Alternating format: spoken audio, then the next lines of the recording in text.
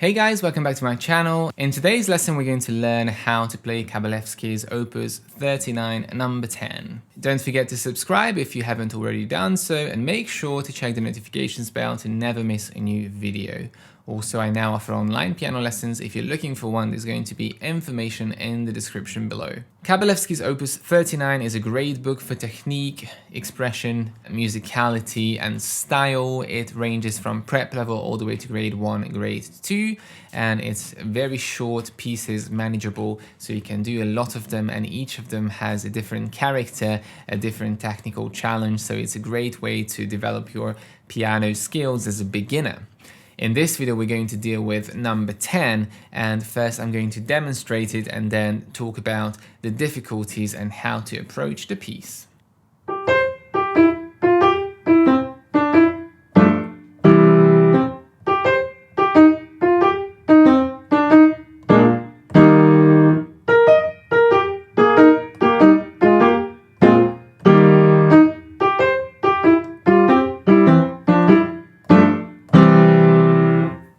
As you could hear, it's very playful, very kind of rhythmic, full of energy. It's a really good little march-like piece.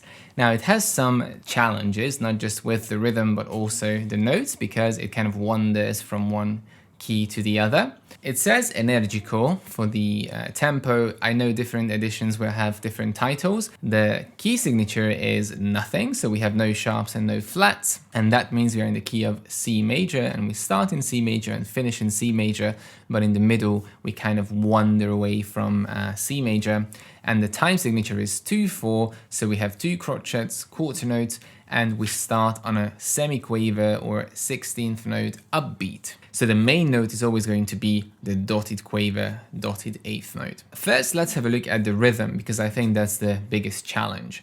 So we start on the upbeat, so it's short, long, short, long, short, long, short, long. So almost like a jazzy rhythm in a way, but more dotted. So it's gonna go like this. Short, long, short, long, short, long, short, long, short, long, long, long, long. That's the easiest way to learn the rhythm instead of trying to count out the dotted quaver and the semiquaver. The way to count out would be a 1 and a 2 and a 1 and a 2 and a 1 and a 2 and a 1 and a 2.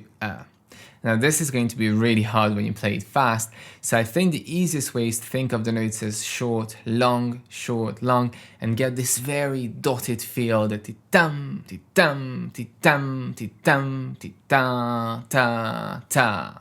And this rhythm repeats 4 times, so you don't have to learn any other rhythms. Once you know this, you know the whole song rhythm. Now what you'll also see in the rhythmic pattern is that we have slurs, and the slurs end on the long note and start on the short one.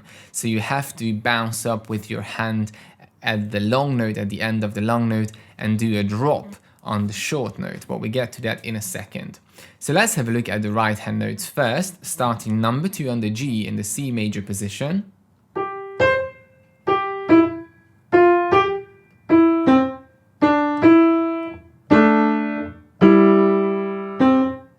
Now, as you could see, I was holding down the G and playing the C because to me that's a tie. Now you can think of it as a slur as well, but to me it makes more sense as a tie. So C major going down to C from E.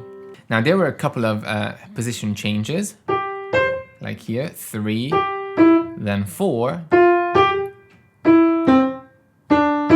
1, 4, 1, 5.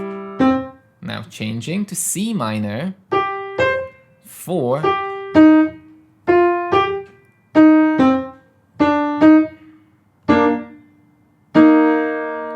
so we go from C minor with the E flat and finishing on an E flat major chord. Then we carry on in E flat, number 2 on the B flat,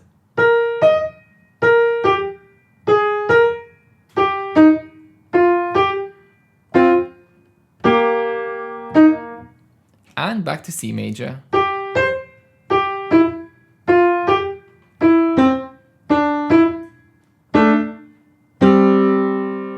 and finishing on this beautiful C major chord after the G7. So what you could see in my hand is that I was bouncing up. Dee-dum, dee-dum, dee-dum, dee-dum, dee-dum, dum, da-dum. Now when I actually bounce up on the long, it feels like that's the short one, but there's no other way to separate these slurs unless we make it playful and bounce up on that dotted quaver or dotted eighth note. And don't forget to wave your hand between these notes, so follow, drop, bounce, drop, bounce, drop, bounce, drop, bounce. So it's called a drop slur. The left hand is only joining in for the final two chords in each phrase, so it's going to come with a G7, resolving to a C. Then in the second line we have a B flat 7, B flat and A flat resolving onto an E flat major. Then it joins in with the right hand for a little bit of melody.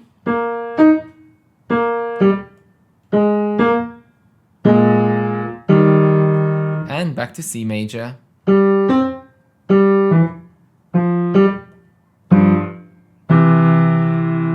And we have some accent notes on the final two chords of each phrase, so you have to press them a little bit stronger.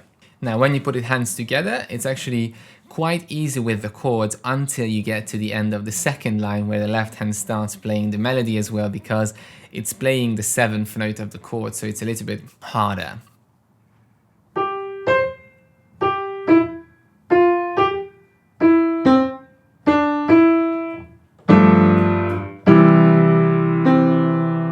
So making sure the two hands go down perfectly together. Lots of body weight and heavy arms into those two chords. Then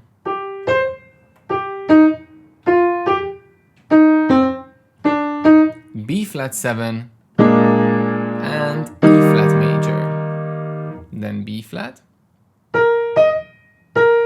And this is where they join together. So A flat and B flat together.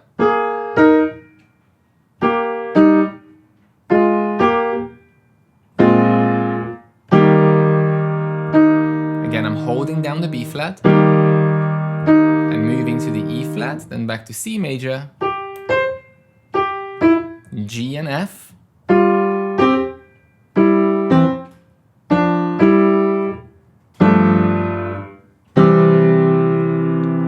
so when you play your semiquavers and dotted quavers very lightly, very playfully, but when you play the final two chords in each phrase, lots of body weight and arm weight to make those accents and chords nice and strong compared to the thin melody of the right hand. So the challenge is mainly to get the notes right in these arpeggios, because there are so many finger changes and position changes, and if you play with a different finger number every single time, it's going to take much longer to learn and you're always going to slip off the notes. But if you stick to one specific fingering, whether it's the one in the book or you come up with your own, it doesn't really matter as long as it works and you stick to it. Making sure the rhythm stays very tight all the way through, so not messing up those dotted rhythms anywhere and holding the crotchets or quarter notes to the full value. Dynamics is just loud all the way through, so no need to worry about that. And once you can play it slowly but evenly, you can work on speed, make it faster and faster, as fast as you can, and the faster you play, the more enjoyable it is.